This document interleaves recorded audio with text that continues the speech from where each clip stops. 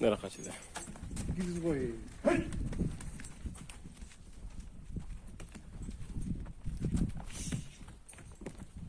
Bu çuval oturmuyor mu?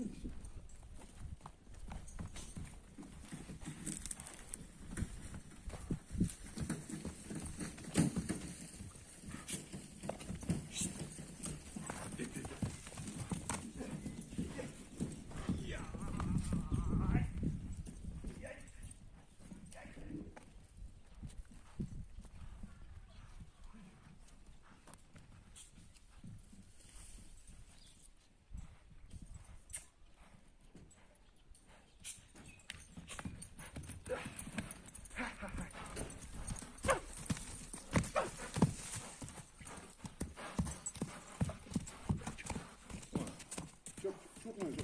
Asla. Dur koysam gidelim. Başını boş koyarsan tartı ol niye alır bey?